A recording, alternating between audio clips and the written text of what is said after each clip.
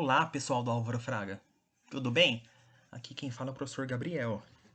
Bom, queria agradecer por todo mundo estar assistindo essa aula aqui no YouTube. Foi uma iniciativa para, nessa quarentena, vocês possam ter alguma coisa diferente para assistir, um acesso diferente a uma aula. Da nossa eletiva, tá? Álvaro's Anatomy. Lembra? A gente vai trabalhar nessa eletiva. A gente vai trabalhar com os diferentes órgãos do corpo humano, ver a interação entre eles e, a partir disso, estudar alguns casos clínicos, ok? Então vai ser tranquilo, de boas, tá? Conto com vocês. Quero mandar um abraço para todo mundo do Álvaro Fraga e o pessoal do terceiro A, terceiro B e terceiro C. Essa aula aqui é feita para vocês. Bom, o primeiro sistema que a gente vai abordar na nossa aula é o sistema nervoso. Então, nosso objetivo hoje é compreender as principais características relacionadas ao sistema nervoso.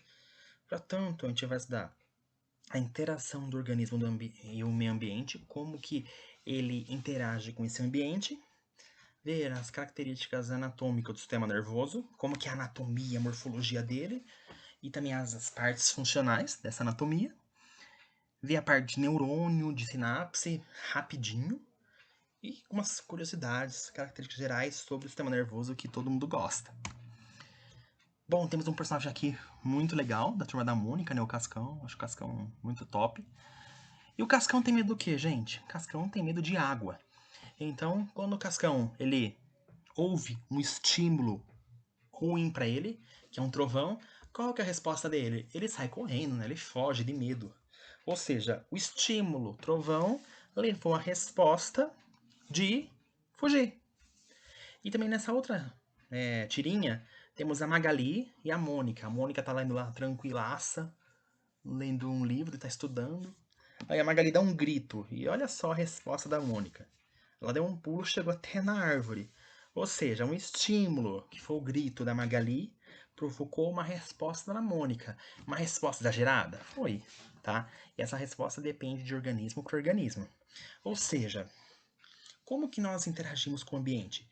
Nós reagimos diante de um estímulo, geralmente, tá? Lógico que nem sempre. Mas é assim que nós interagimos com esse ambiente.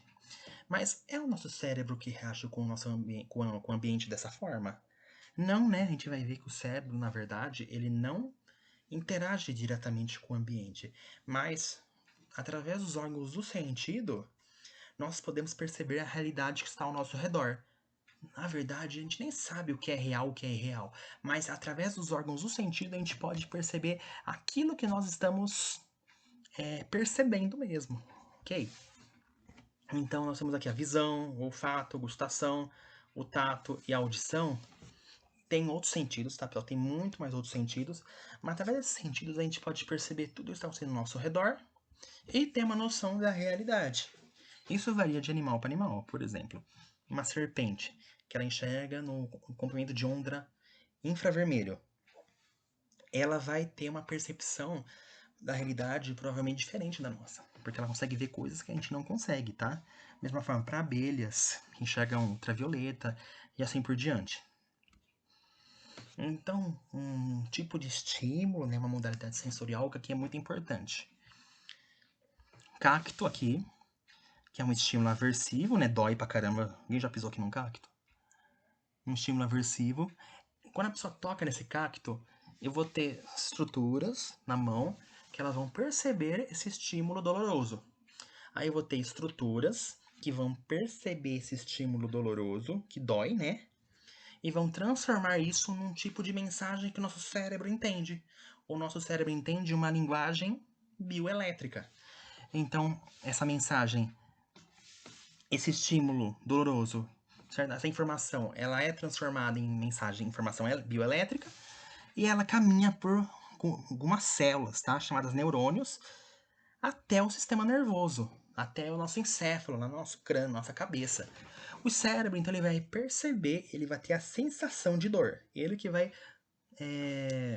perceber que está doendo, não a mão em si. Aí ele vai perceber essa dor, aí ele vai sinalizar para outra célula, para outro neurônio, para enviar uma mensagem até onde? Até um músculo. O que o músculo vai fazer? Ele vai gerar uma resposta reflexa nesse músculo do braço, fazendo com que o quê? A mão da pessoa ela possa fugir, daquele estímulo doloroso, ela possa evitar aquilo. Então, dessa forma que nós reagimos diante de alguns estímulos dolorosos, nós respondemos a eles. Agora, como que funciona o nosso sistema nervoso, o nosso encéfalo? Nosso encéfalo aqui são do mamífero normal. E aqui nós temos a parte da frente, da testa, estaria aqui, e aqui a parte de trás. Então, cada parte do cérebro está relacionada a alguma função. Pode ser de sentido, de pensamento, depende da região. Essa parte aqui mais embaixo, a gente chama de bulbo, está relacionada a respostas que a gente não consegue controlar, como a respiração e os batimentos cardíacos. Essa outra região aqui, o cerebelo, ela ajuda na coordenação motora e no equilíbrio. Não controla exatamente o movimento, tá, pessoal? Ela ajuda a controlar a questão da noção de movimento, tá? A pessoa, ela ter um equilíbrio, uma coordenação motora, um equilíbrio motor. Subindo aqui, nós temos a parte de trás, a região occipital, relacionada à visão. Essa região em verde aqui, relacionada ao tato, você poder sentir as coisas e também ao movimento. Então, nessa região, cada partezinha está relacionada à sensação ou movimentação de alguma parte do nosso corpo. E a parte mais interessante, eu acho, na minha opinião, né, lógico. Essa parte azul aqui, que é o córtex pré-frontal. O córtex pré-frontal é a nossa região, é uma região bastante desenvolvida, que ela está relacionada a várias funções diferenciadas nos mamíferos. Por exemplo, no pensamento, na imaginação, na memória, na tomada de decisão. Por exemplo, será que eu saio de casa hoje ou não? Embora hoje não pode sair, né? Porque é quarentena. Então, será que com que roupa eu vou? Que roupa eu vou sair hoje? Se eu vou querer um sorvete de chocolate de morango. Todas essas escolhas, quem faz? É o córtex pré-frontal, essa região aqui que é muito importante. Além disso, lembrando que essa região aqui, ela está relacionada a movimentos voluntários, tá? Movimentos que eu posso controlar. Por exemplo, quando eu vou chutar uma bola, jogando futebol, eu consigo controlar a minha perna a partir do meu cérebro, fazendo com que eu chute. Pode ser que eu não vou chutar certo, mas enfim, vai controlar o chute. Também, além disso, nós temos regiões do sistema nervoso que não conseguem, possuem movimentos involuntários. Ou seja, nós temos aqui a parte do encéfalo e aqui para baixo a região da medula espinal, que ela vai descer por toda a coluna vertebral. A região do encéfalo, ela está relacionada a movimentos voluntários, ou seja, movimentos que dependem da nossa vontade, que você precisa, para realizar, você precisa pensar, ok? Você tem um controle total deles. Agora, essa região do tronco encefálico, cerebelo e principalmente a medula espinal, eu tenho movimentos involuntários, ou seja, eu não consigo controlar esses movimentos. Eu não consigo controlar essas ações. Por exemplo, quando você pensa em correr, você consegue correr, certo? Mas você consegue controlar voluntariamente seus batimentos cardíacos? Consegue controlar voluntariamente sua frequência respiratória? A respiração em si? Não, né? A gente sabe que não. Tem gente que consegue, tá? Pessoas mais treinadas. Mas normalmente a gente não vai conseguir controlar facilmente nossos batimentos cardíacos. Então, esses são movimentos involuntários. E eles são coordenados principalmente pela medula espinal, tá? E pelo tronco encefálico. Essas regiões aqui ficam mais, a gente fala, elas ficam abaixo do cérebro, ok? Elas ficam mais posteriores. Então, quando a gente fala de medula espinal, pensa aqui, que não tem a coluna, tá? A coluna estaria rodeando a medula espinal. A gente sabe que a medula espinal, ela está relacionada ao controle de vários movimentos, ok? Ela não controla o movimento em si, mas ela é muito importante porque toda a sensação que a gente tem no nosso corpo, ela chega primeiro à medula espinal, ok? Ela está relacionada a movimentos involuntários, que a gente pode chamar de reflexo. Reflexo, então, tem muito estudo sobre o que é reflexo e tal, Mas o que tem que saber? Quem coordena eles que é a medula espinal. Alguém aqui já foi no neurologista e viu o médico, o neurologista, ele batendo com aquele martelinho específico no joelho? Já fizeram isso em casa? Vê que você não consegue controlar esse movimento? O movimento de estirar a perna, ou seja, de fazer uma flexãozinha da perna? Ou, por exemplo, assim, alguém já pisou num prego ou colocou a mão numa chapa quente, num ferro? Você vai colocar a mão lá no ferro e fica lá de boa conversando? Não, né? Você vai tirar a mão com força. Depende de alguns casos, você pisa num prego, você até cai, né? Com o movimento abrupto que você faz.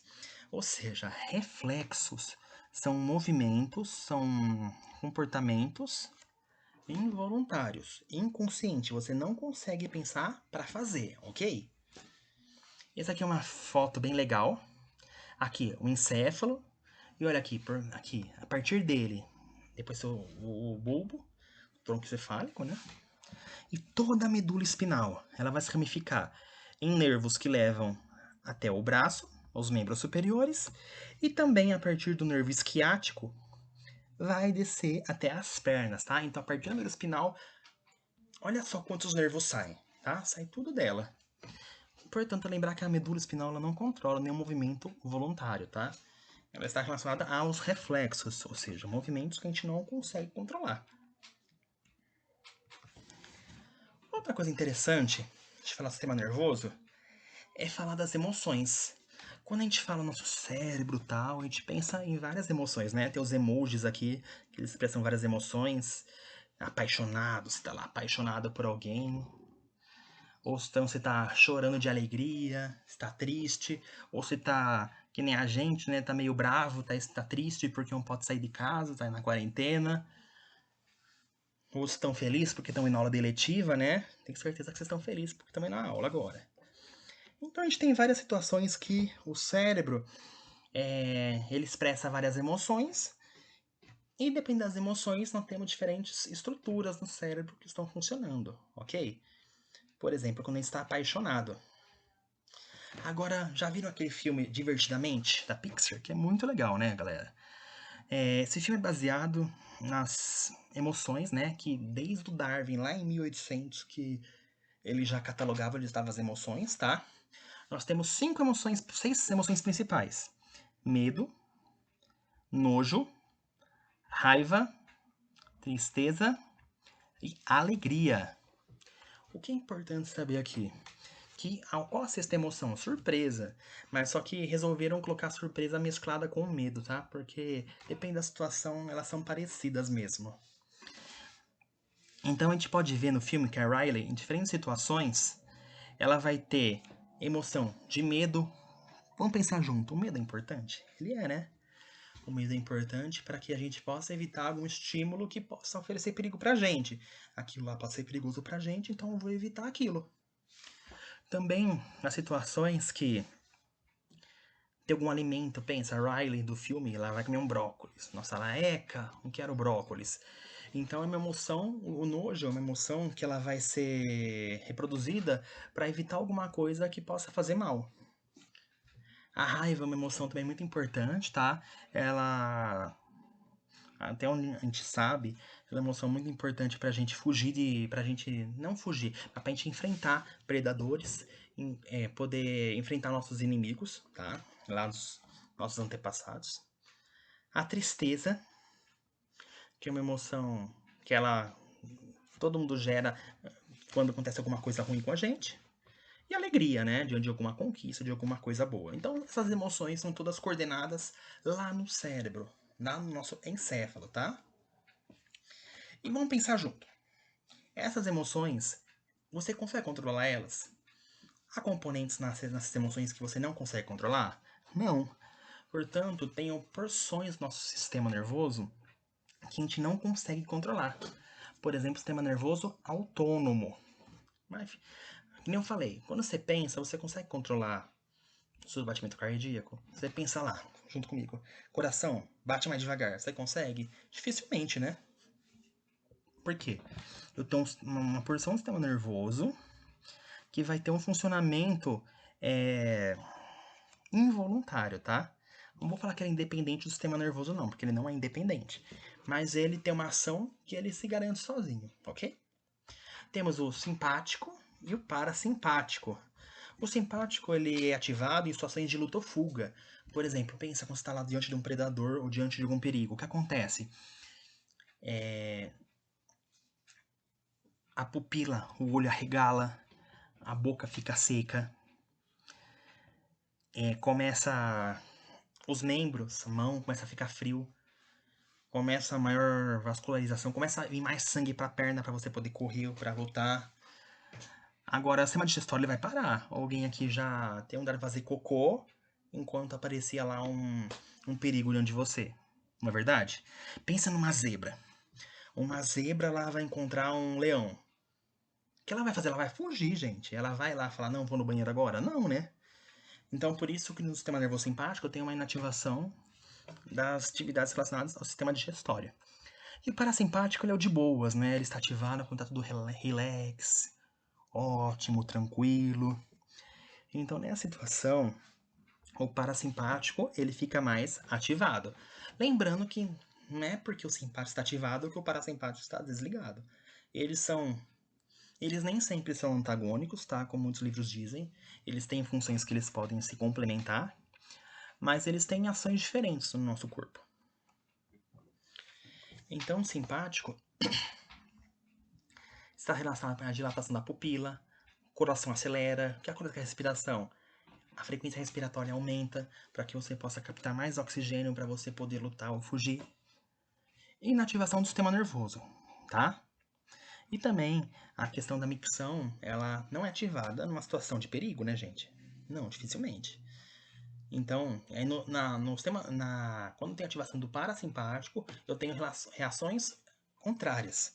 O coração desacelera, a frequência respiratória diminui, a pupila ela contrai, eu tenho a atividade da micção, e a atividade digestória ela funciona melhor, tá? Ela funciona normalmente.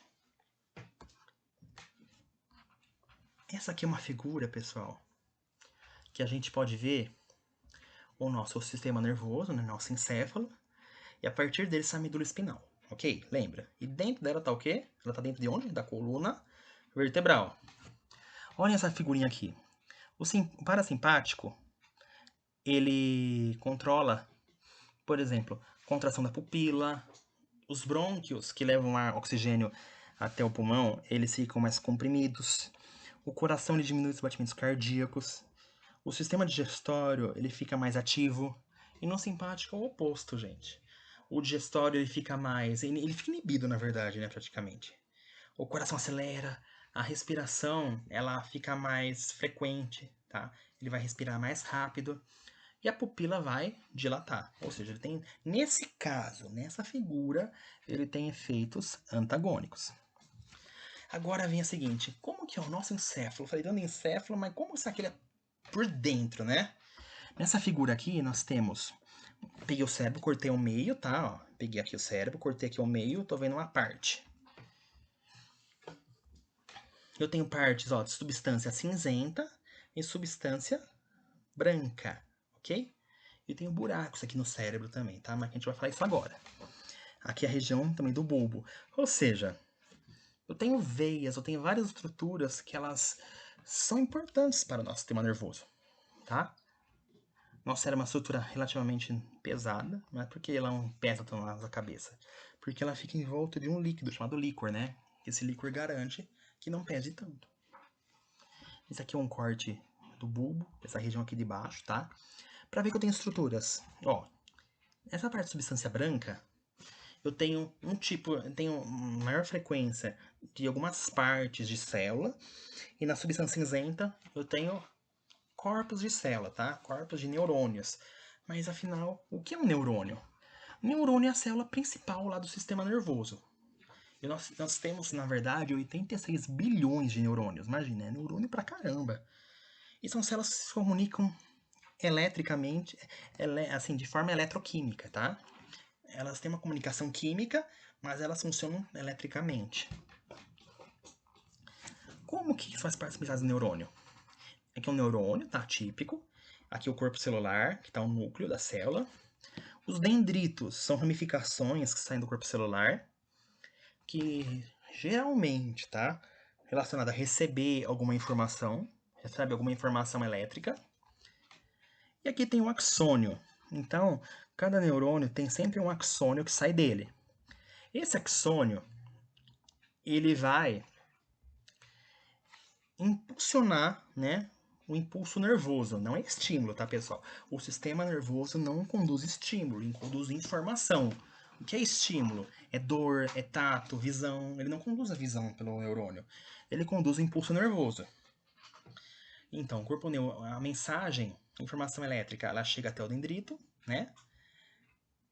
E essa informação, ela é, de certa forma, processada, né, entre aspas, aqui no corpo, e ela é levada aqui pelo axônio, tá? É uma estrutura que sempre vai fazer com que a informação ela vá até o final, tá? Desse neurônio. E aqui estaria outro neurônio que estaria fazendo conexão com esse axônio. Ficou claro, pessoal? Agora essa figura aqui é interessante. Ó, eu tenho dois neurônios aqui. E aqui, o que tá tendo aqui, essa região, ó, tem um axônio, que ele vai se comunicar com outro neurônio. Agora eu estou ampliando essa partezinha. Ou seja, aí tem uma sinapse. O que é uma sinapse? Uma região de interação entre um neurônio e outro. O tipo de sinapse que a gente vai falar não tem contato físico, ou seja, embora pareça que esses neurônios estão grudadinhos, eles não estão, aqui tem um espaço entre eles. Então o que acontece? O impulso nervoso, ele caminha pelo neurônio, pelo axônio, e quando chega no final dele, eu tenho estruturas. Ó, aqui são estruturas que vão mandar mensagem para o outro neurônio. Então tem entrada de substâncias, tem vários eventos químicos, né? Não vou falar agora. Mas pensa, nessa vesícula, tá dentro dela estruturas chamadas neurotransmissores. O neurotransmissor, o que que é? Acetilcolina, serotonina, GABA, noradrenalina. Tem vários neurotransmissores, tá? Esses neurotransmissores vão mandar uma mensagem para outro neurônio. Quando chega esse impulso nervoso, esses neurotransmissores de azul aqui, eles estão empacotados, embrulhadinhos numa vesícula, e eles vão ser liberados para outro neurônio, num espaço. E aqui eu vou ter estruturas no outro neurônio que vão reconhecer esse neurotransmissor, fazendo com que a informação, a mensagem, ela possa passar adiante. Ficou claro? Simples, de boa, né, pessoal? Moleza. Então, o neurotransmissor, ele que permite a comunicação de um neurônio para o outro, tá? O impulso nervoso, ele não passa de um neurônio para o outro, ok? E sim o neurotransmissor que manda a mensagem. Como que eu posso ver essa situação? Por exemplo, num reflexo. Quando eu faço uma percussão, uma batidinha aqui no nosso tendão da patela, eu vou ter o ato reflexo, ou seja, essa perna ela vai ter ela vai se locomover para frente, tá? Vai ter um estiramento, uma flexãozinha, tá? Indo para frente. Por quê?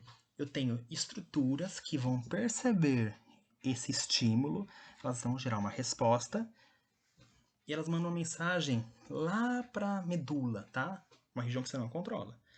A medula, ela vai perceber que aconteceu alguma coisa com esse músculo. Ela vai mandar mensagem para outro neurônio, um neurônio de movimento, mandando a mensagem para esse músculo, fazendo com que esse músculo se encurte, tá?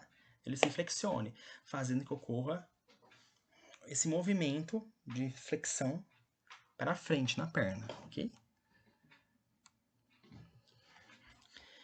Então, o estímulo, a mensagem, a informação, na verdade, ela vai até a medula, tá? Não é o estímulo, tá? Vai até a medula, fazendo com que essa mensagem, essa dor seja interpretada, tá? Não é a medula que interpreta a dor, é o cérebro, tá? Mas só que a medula, ela já vai se comunicar com os neurônios, fazendo com que a perna seja retirada, beleza? Isso é muito importante. Bom, como conhecemos a função das diferentes áreas do cérebro? Que olha só, pessoal, tem tanta região da hora no cérebro, nossa. Ó, essa região aqui é a amígdala. É uma região relacionada ao medo, à ansiedade, muito interessante. O hipocampo tem esse nome por causa que parece um cavalo marinho, relacionado à memória. A gente estuda em animais, tudo, né? E estruturas relacionadas às emoções no geral, tá? Que a gente chama de sistema límbico. Então, tenho diversas estruturas relacionadas à emoção, à dor, a várias partes do nosso encéfalo. Como que a gente sabe que essas emoções, tudo está relacionado ao encéfalo? Tem um caso bem interessante, né? De um cara chamado Phineas Gage, que é um cara tranquilo, de boas, todo mundo gostava dele. Ele, imagina, era amigo de todo mundo. Ele teve um acidente. Ele pegava barras de ferro e ele fincava no chão para implodir rochas, tá? Ele fez uma burrada e aí acho que a barra de ferro explodiu, né? E essa barra de ferro atravessou o crânio dele, desse jeito mais ou menos, tá? Ou seja, atravessou bem a parte da frente do cérebro, né? Aí pensaram, nossa, será que ele vai morrer? O que vai acontecer com ele agora? Cara, ele ficou vivo. Ele ficou vivo, muito interessante. Esse aqui é outro caso cérebro do paciente HM, né? O Henry Molaison. Era um paciente que ele tinha muita epilepsia, ou seja, tinha ataques convulsivos, tá? Basicamente. Ninguém conseguia saber o que esse homem tinha. Resolveu o caso dele. Aí resolveram tirar uma parte do cérebro dele, tá? Retirar uma parte do cérebro dele. Esse aqui é o cérebro de baixo, tá? Cérebro de baixo. Eu tinha uma parte na região próxima à orelha, tá? Um pouquinho mais pra frente, região das têmporas. E perceberam que esse cara não teve mais convulsão, só que ele não conseguia mais ter uma memória recente. Ou seja, ele não conseguia decorar mais nada. Você via ele e você via ele, cumprimentava, e depois de alguns segundos ele esquecia que falou com você. Olha só que interessante. Aí então, por que são importantes esses dois estudos? Mostraram que a lesão de alguma região orgânica no cérebro, ela tem efeitos no comportamento. Olha só que show. Agora uma situação que todo se pergunta. Nós usamos 10% do nosso cérebro, que só Einstein usava 100%, que se a gente usar 100% fica mais inteligente. Isso é verdade ou mentira? Mentira, pessoal. De onde veio esse mito? A gente não sabe exatamente, tá? Mas existia um médico que ele queria fazer um estudo específico para ver como que aconteceu essa dinâmica. Ele queria ver assim, ele fazia lesões no cérebro de animais e ele queria ver se o animal ele tinha comprometimento em fazer alguma tarefa. Era uma tarefa relacionada a um labirinto, tá? Que ele tinha que achar um alimento. Então ele fazia uma lesão que ele estimava que era cerca de 10% do cérebro e via se o animal fazia tarefa ou não. Então chegou lá, o animal lesionou 10% do cérebro dele, ou seja, ele ficou com 90% do cérebro intacto e mandou ele fazer a tarefa. Ele fez. Aí lesionou mais 10%, ou seja, aí ele já tinha 80% do cérebro. Ele mandou ele fazer aquela tarefa. Ele lesionou o cérebro até chegar a 10% do cérebro íntegro. Aí o animal ainda conseguiu fazer a tarefa. Com uma lesão maior que isso, o animal não conseguiu fazer a tarefa. Então aí que veio esse mito. Veio esse mito dos 10%, tá? Isso é uma teoria, tá? Uma especulação que a gente acredita que seja. Mas a questão dos críticos falam é que, na verdade, a parte que ele lesionou, por último, foi a parte relacionada ao olfato. Pensa para um animal, um rato. Para ele achar um alimento no labirinto, ele usa mais olfato. Se ele tivesse lesionado a região do olfato antes, talvez o animal ele não conseguiria, ele já teria dificuldade em realizar a tarefa, tá? Então, por isso que esse 10%, gente, é mentira, tá? Nós usamos 100% do nosso cérebro. A diferença é que a gente não usa ele o tempo todo. Por exemplo, a gente dorme, a gente usa o cérebro? Usa bastante. Mas eu vou usar regiões diferentes do que eu utilizo em vigília, tá? E também depende do momento do sono. Nosso cérebro ele reconhece padrões, né? Ele foi concebido para obter dados do mundo externo, por meio dos órgãos do sentido, e processar essas informações. E a partir das informações, gerar resultado para que a gente possa sobreviver, para que a gente possa reproduzir, para que a gente possa ter uma vida decente, né, gente? Então, nosso cérebro, ele tem a capacidade de reconhecer padrões. Ou seja, reconhecer sequências, reconhecer estímulos, reconhecer coisas que se repetem na natureza. Mas, por exemplo, qual dessas... Pensa naquelas dinâmicas lá, que tem um pote cheio de bolinhas e fala, chute quantas bolinhas tem aqui. Aí você vai saber, né? O que será que seria muito interessante para o nosso cérebro? Reconhecer a diferença entre 40 e 42, 40 e 42 bolinhas num potinho, ou reconhecer que a serpente pode ser um animal potencialmente perigoso. Então nós reconhecemos padrões. Temos alguns medos, algumas situações que nós temos uma versão que a gente já nasce com ela, a gente chama de inata, para que a gente possa fugir daquele estímulo. E hoje em dia, né, pessoal, nós temos celular, né? O celular até se baseia nisso. O celular também, ele reconhece padrões, tá? Nossa digital, a nossa movimentação, né? Para destravar a tela e assim por diante. Reconhecimento de face. Agora, vamos ver uma atividade bem interessante. Eu vou passar algumas palavras por 10 segundos. Por até mais, tá? Vou passar por mais segundos. E eu quero que vocês decorem essas palavras o máximo que vocês puderem. Ok? Então já vou começar. Então o objetivo de vocês é decorar essas palavras por o máximo que puder.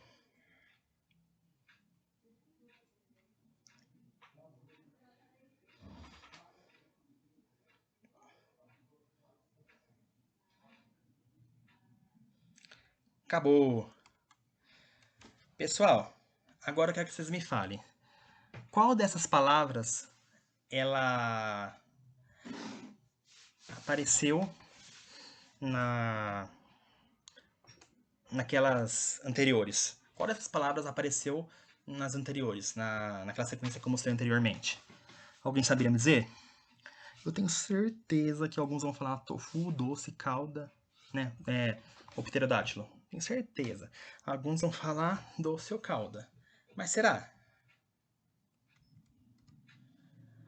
Se a gente vê, gente, doce apareceu? Não. E calda também apareceu? Também não. O que significa isso?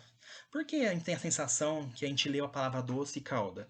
Porque, olha só o que a gente leu. Bala, dente, azedo, açúcar. Bom, sabor agradável. Refrigerante, chocolate, coração. Bolo, mel. Todas essas palavras nos remetem a sabores doces, tá? A comer doce. Então, a nossa memória, ela vai puxar palavras que têm o mesmo valor, o mesmo significado, e dar a sensação que a gente tirou essas palavras. Deu pra entender? Olha só como o nosso cérebro é top. E hoje nós temos, pessoal, não só no nosso cérebro, que o nosso cérebro ele reconhece padrões, tá? Ele é expert nisso. E os computadores, hoje em dia, eles tentam seguir esse mesmo modelo de reconhecer padrões. Por exemplo, quando vai tirar uma foto, o próprio Facebook reconhece a sua face. Ou o próprio CAPTCHA, que ele vai reconhecer como se fosse o acesso a alguns sites através de algumas palavras. Mas pouquíssimas máquinas vão conseguir reconhecer esses padrões. Mas como que nosso cérebro, tão incrivelmente bom, né? Ele consegue reconhecer esses padrões? Por letras, tá? Que são sinais que têm uma generalização no nosso corpo. Por isso que a gente pode ter uma noção de como isso funciona. Então, pessoal, agradeço a aula de hoje, tá? Nossa primeira aula, nosso teste. Eu quero que vocês falem o que vocês acharam. E é isso aí, galera. Vamos pra cima, que essa é a nossa primeira aula. Depois eu quero a devolutiva de vocês, ver se vocês gostaram dessa aula ou não. E eu vou lançar no grupo de vocês um estudo de caso que vocês vão ter que resolver sozinho, individualmente. E vocês podem usar essa aula como uma forma de ajudar a resolver esse estudo de caso. Dúvidas vocês podem enviar por meu e-mail ou me procurar no próprio grupo. É isso aí, pessoal. Deixa seu like aí no canal. Muito obrigado. Tchau.